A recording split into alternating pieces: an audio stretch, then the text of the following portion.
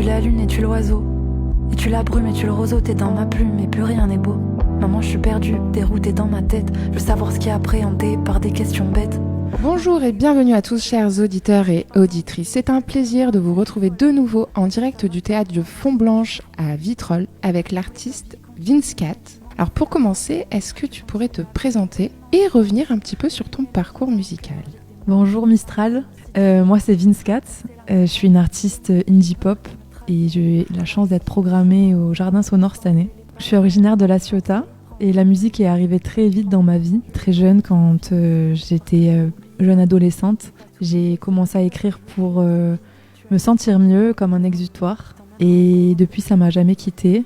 C'est toujours un exutoire assez libérateur, assez puissant. J'ai suivi des études au Conservatoire d'Aix-en-Provence et après je suis partie à l'école Beam Institute à Londres étudier le songwriting, donc l'écriture musicale. Et je suis restée quelques années à Londres où j'ai pu jouer, faire rouler ma petite bosse de débutante. Avec les étudiants qui étaient là-bas, on a monté un groupe autour de mon projet, autour de mes compos, et on a joué tous les soirs si on pouvait dans tous les clubs londoniens qu'on trouvait qui voulaient de nous. Puis après mon parcours m'a amenée en Suède où j'ai rencontré Oscar qui est la personne derrière les arrangements de ma musique, avec qui je travaille depuis plusieurs années, avec qui on a créé ce son qui aujourd'hui me plaît beaucoup, dont je suis très fière. Et je vais sortir d'ailleurs un prochain album de morceaux avec lesquels on a travaillé en Suède, au Tambourine Studio. Puis me voilà de retour en France et je suis très heureuse d'être dans le parcours sonore et de rencontrer les artistes locaux. Alors tu nous l'as un peu dit, tu as parlé d'indie pop.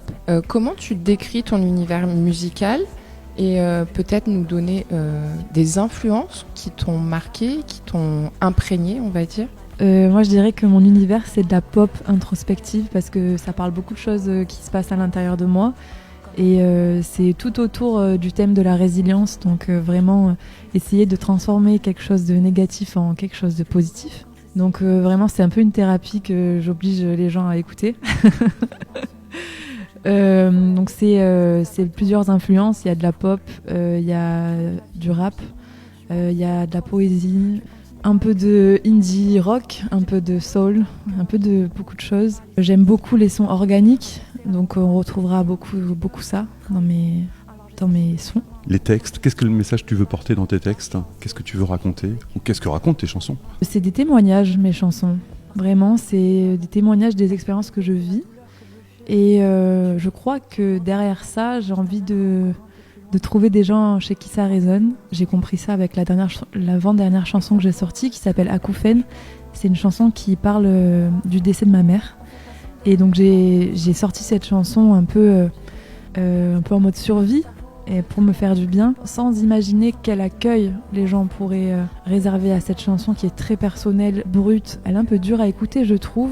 Et finalement, il y a eu tellement un bel accueil que j'ai compris en fait ce que je cherchais, c'était de faire comprendre aux gens qu'ils sont pas tout seuls, parce que moi quand j'ai des retours que ça m'est arrivé, je vois qu'en fait le deuil c'est quelque chose qui est dans la vie de tellement de gens.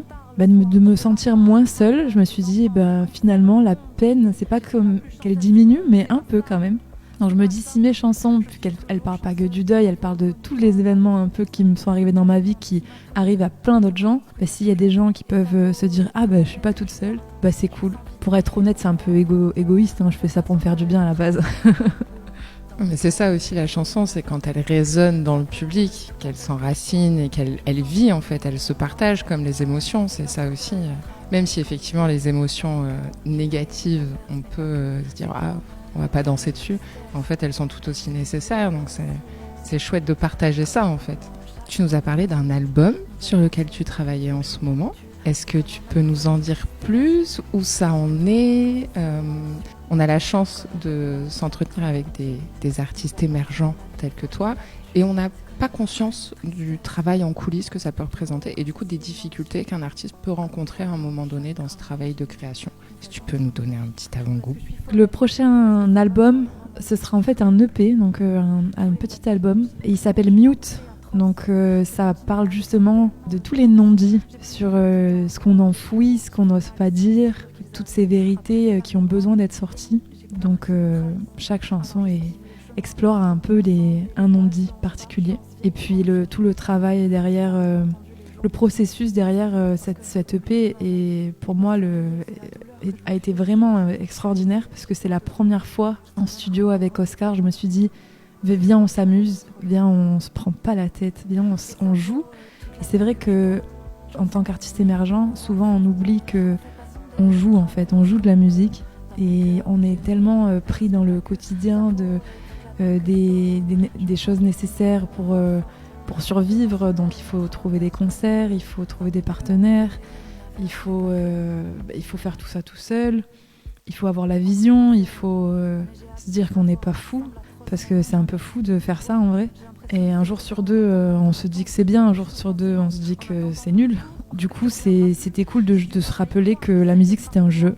Et donc on a joué, on s'est amusé, on a fait n'importe quoi, et puis ça donne finalement la meilleure musique que j'ai jamais écrite. On a parlé du parcours sonore, parce que tu es dans le parcours sonore cette année, tu as la chance d'être dans le parcours sonore. Tu veux peut-être un peu nous parler de cette expérience ? Le parcours sonore, c'est trop bien. Je suis très très contente d'avoir été sélectionnée, parce que je sais qu'il y a énormément d'artistes talentueux dans la région. Donc je suis très contente d'avoir eu la chance d'en faire partie. Et ce qui est cool, c'est qu'il nous donne l'opportunité de jouer sur une très belle scène avec d'autres artistes confirmés. Et en plus de ça, moi j'aurais été très contente juste avec ça, hein, pour être honnête. Mais en plus de ça, il nous offre une opportunité de jouer en amont du festival. Moi j'ai eu la chance de jouer dans l'aéroport de Marseille, donc, qui est une expérience assez unique, et c'est super.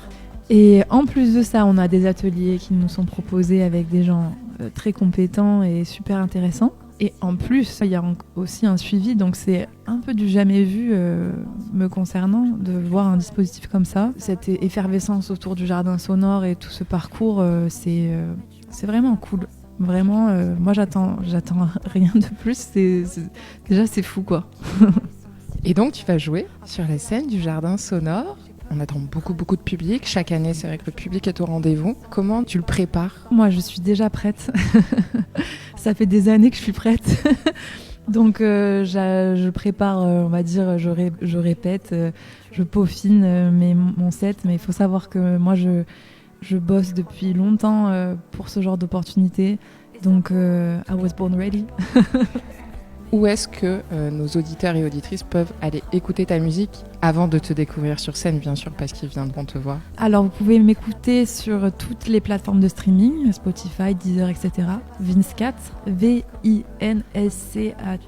Et sur les réseaux sociaux, je suis assez active sur Instagram. Donc, c'est Vinscat Musique, avec musique avec un C. Tu veux laisser peut-être un dernier mot ou un dernier message ? Vas-y. Merci le Mistral Social Club, vous êtes super, vous m'avez pas traumatisé pour cette interview, et peut-être que vous allez traumatiser les autres artistes, mais pour l'instant moi ça va. Merci. Merci beaucoup Vinscat d'avoir accepté ce temps d'échange avec nous. On te souhaite le meilleur pour la suite et on a hâte de te découvrir sur scène. À très vite sur le Mistral Social Club. Ça m'a construit à tout jamais, et ça vaut toute la peine que je porte. Je me sens vide mais eux me voient forte. On fait pas son deuil, on traverse comme on peut. Dans mon cœur on dirait une inverse, mais pas que. Ça vaut toute la peine que je porte. Je me sens vide mais eux me voient forte. On fait pas son deuil, on traverse comme on peut. Dans mon cœur on dirait une inverse, mais pas que. C'est comme un acouphène de tristesse. C'est plus douloureux quand c'est silencieux. Comme un bruit blanc, un chagrin continu. Nouvelle bande son de ma vie, faut que je m'y habitue. C'est comme un acouphène de tristesse. C'est plus douloureux quand c'est silencieux. Comme un bruit blanc, un chagrin continu. Nouvelle bande son de ma vie, faut que je m'y habitue. C'est comme un acouphène de tristesse. C'est plus douloureux quand c'est silencieux. Comme un bruit blanc, un chagrin continu. Nouvelle bande son de ma vie, faut que je m'y habitue.